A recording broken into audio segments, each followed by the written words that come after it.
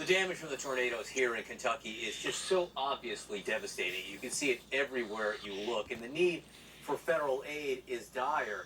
And it's putting Kentucky Senator Rand Paul, his past opposition to disaster relief, into the spotlight. John Avlon with a reality check.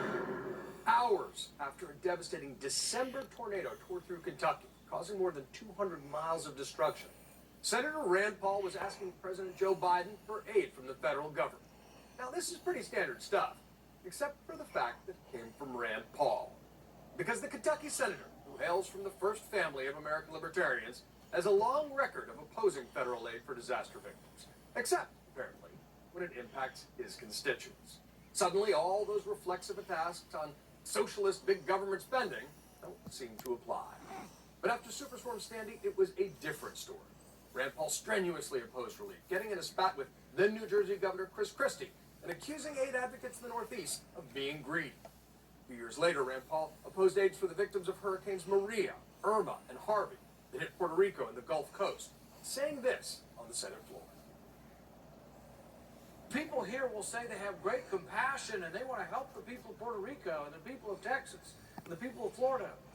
But notice they have great compassion with someone else's money. And that's not all. He tried to block the extension of the 9/11 Victims' Compensation Fund, opposed efforts to bolster FEMA's Emergency Disaster Relief Fund. And just a few months ago, he blocked Louisiana Senator John Kennedy's attempt to pass the $1.1 billion Gulf Coast Hurricane Aid Act by unanimous consent. But now that Kentuckians are in dire need, Rand Paul's singing a different tune. Gone are the demands for delay and requests for fines of funds elsewhere. Now he wants the Fed's filthy lucre as fast as possible. Joining him in this ideological flip-flop is Congressman Thomas Massey of Kentucky, best known for his gun-toting family Christmas card. Now, this is worse than simple hypocrisy or situational ethics. It exposes the core callousness of calling government aid some kind of big-spending socialist scheme, because it always seems to be socialism for me, but not for thee. Case in point, a Rockefeller Institute study found that Kentucky got billions more in federal aid than it sent from 2015 to 2018, far more than those blue states in the Northeast who needed help after Sandy. If he was really trying to be a fiscal conservative profile and courage, now would be the time for Rand Paul to insist that Kentuckians rely solely on local charity or reallocations of funds, rather than immediately asking President Biden for help. But of course, that would be an insult to his suffering constituents right now, just like it is when senators from other states ask for help after devastating natural disasters, which are getting worse due to the climate crisis that so many in the GOP still deny. This isn't complicated, folks. It's common sense. Government exists in large part to help each other in times of great need. This isn't some left-wing vision.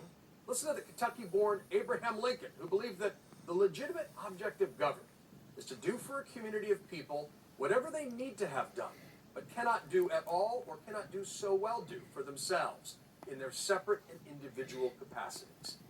That's exactly the situation in Kentucky right now, with people reeling from the deadliest tornado in the state's history. They need help, and that's what they'll get, because it's consistent with our character as a country. We come together in times of crisis, helping our fellow citizens recover and rebuild without playing red state v. blue state political games. That's why we call it the United States of America. And that's your reality check. And that help is so needed, and it's so present, John. Everywhere you look here, it's around. People just want to know that it's here, not just today and tomorrow, but they know they're going to need it 1 week, 1 month from now as well.